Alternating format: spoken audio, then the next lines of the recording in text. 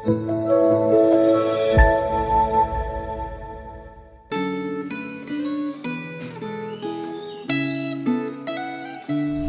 pemirsa setia channel Refleksi Gema.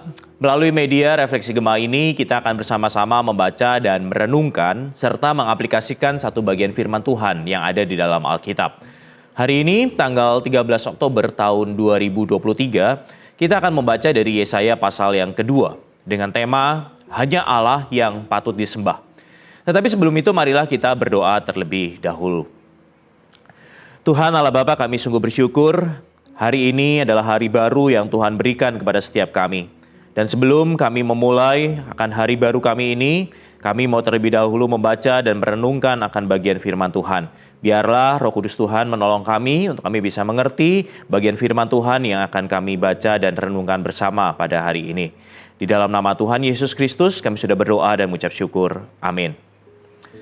Saya akan membacakan Yesaya pasal 2 dan demikianlah bunyi firman Tuhan. Firman yang diterima Yesaya bin Amos dalam penglihatan tentang Yehuda dan Yerusalem. Akan terjadi pada hari-hari terakhir, gunung tempat rumah Tuhan akan tegak melampaui puncak gunung-gunung dan menjulang di atas bukit-bukit. Segala bangsa akan berduyun-duyun ke sana dan banyak suku bangsa akan pergi serta berkata, "Mari kita naik ke gunung Tuhan, ke rumah Allah Yakub, supaya Ia mengajarkan jalan-jalannya kepada kita, dan supaya kita berjalan di jalurnya. Sebab dari Sion akan terbit pengajaran dan firman Tuhan dari Yerusalem. Ia akan menghakimi antara bangsa-bangsa dan memutuskan perkara bagi banyak suku bangsa. Mereka akan menempa pedang-pedangnya menjadi mata bajak dan tombak-tombaknya menjadi pisau pemangkas. Bangsa tidak akan lagi mengangkat pedang melawan bangsa lain dan mereka tidak akan lagi belajar perang. Hai kaum keturunan Yakub, mari kita berjalan dalam terang Tuhan. Sungguh telah kau buang umatmu keturunan Yakub, sebab negeri mereka penuh dengan tenung dari timur dan sihir seperti pada orang Filistin, dan mereka berjabat tangan dengan orang asing. Negerinya penuh emas dan perak, tak terbatas harta bendanya. Negerinya penuh kuda, tak terbatas jumlah keretanya. Negerinya penuh berhala, mereka sujud kepada buatan tangannya sendiri, kepada yang dibuat jari tangannya. Manusia ditundukkan, orang direndahkan, janganlah angkat beban dosa mereka. Larilah ke gunung batu, bersembunyilah di dalam liang tanah terhadap kegentaran akan Tuhan dan semarak kemegahannya. Manusia yang memandang dengan congkak akan direndahkan, orang yang angkuh akan ditundukkan. Hanya Tuhan sajalah yang maha tinggi pada hari itu. Sebab Tuhan semesta alam menetapkan suatu hari melawan semua yang congkak dan angkuh, melawan yang meninggikan diri, semuanya akan direndahkan. Melawan semua pohon aras di Libanon yang menjulang tinggi dan tegak, melawan semua pohon terbantin di Basan, melawan semua gunung yang tinggi dan semua bukit yang menjulang, melawan semua menara yang tinggi dan semua tembok yang berkubu, melawan semua kapal Tarsis dan semua kapal yang mewah. Manusia yang congkak akan ditundukkan, orang yang angkuh akan direndahkan. Hanya Tuhan sajalah yang maha tinggi pada hari itu. Berhala-berhala akan lenyap sama sekali. Maka orang akan masuk ke dalam gua di gunung batu dan ke dalam liang tanah karena ketakutan terhadap Tuhan dan semarak kemegahannya. Pada waktu ia bangkit menggentarkan bumi. Pada hari itu, berhala perak dan berhala emas yang dibuat untuk disembah akan dilemparkan orang kepada tikus dan kelelawar, supaya ia dapat masuk ke dalam lekuk-lekuk di gunung batu dan ke dalam celah-celah di bukit batu karena ketakutan terhadap Tuhan dan semarak kemegahannya pada waktu ia bangkit menggentarkan bumi. Berhentilah bersandar pada manusia yang hanya ada napas di hidungnya. Untuk apa ia diperhitungkan? Pemirsa yang terkasih, pada suatu waktu ketika saya hendak bepergian ke suatu tempat dengan motor saya ingat istri saya berpesan untuk saya berhati-hati di jalan. Namun saat itu di dalam pikiran saya, spontanitas saya berucap, cuman ke situ doang kok, deket. Saya aja pernah pergi naik motor lebih jauh dan saya nggak kenapa-kenapa. Pastilah ke situ saya akan aman-aman saja. Namun tidak berapa jauh setelah saya berkendara dengan motor saya dan setelah saya berpikir demikian tadi, mendadak di pertigaan komplek rumah ketika saya melaju dengan motor saya itu, melintas seekor kucing yang mendadak kucing ini menyeberang jalan.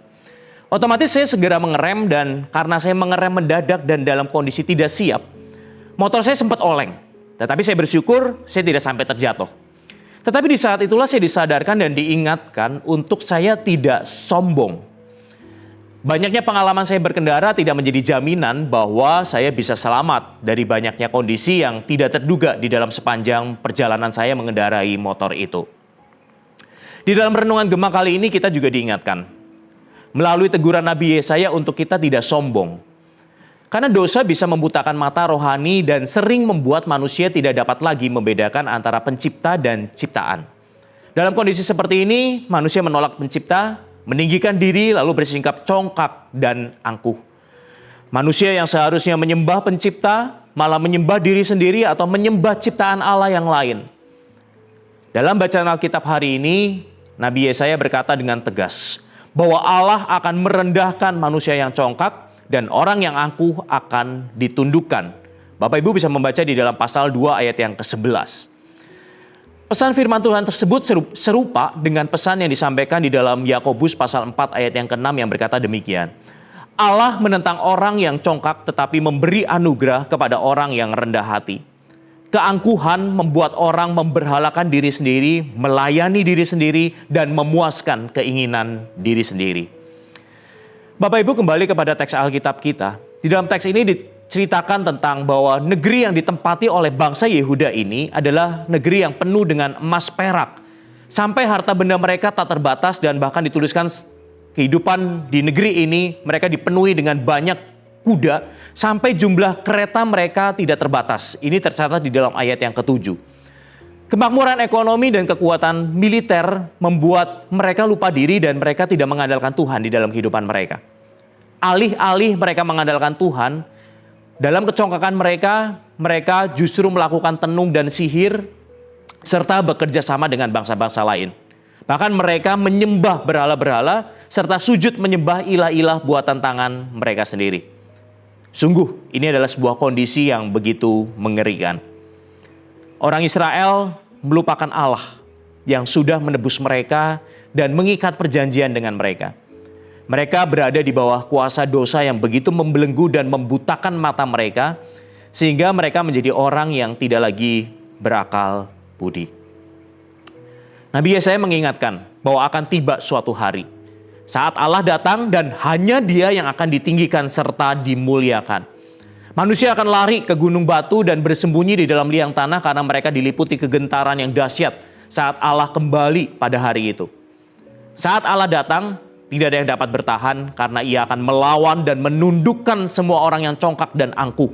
Ia akan melawan semua hal yang dianggap hebat oleh manusia. Bapak Ibu bisa membaca di ayat yang ke-13 sampai dengan ayat yang ke-16. Dan bahkan Tuhan akan melenyapkan semua berhala karena Dia adalah Tuhan semesta alam. Nubuat tentang kedatangan Allah pada harinya akan digenapi oleh Allah Anak pada waktunya. Kalau kita membaca di dalam Wahyu pasal yang pertama ayat yang ke-7 dikatakan demikian. Lihatlah, Ia akan datang dengan awan-awan dan setiap mata akan melihat Dia, juga mereka yang telah menikam Dia. Semua suku di bumi akan meratapi Dia, ya amin.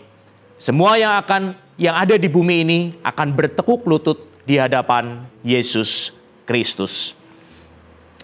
Jemaat Tuhan yang terkasih di dalam Tuhan, perenungan bagi kita saat ini adalah, apakah Anda sudah hidup dengan rendah hati?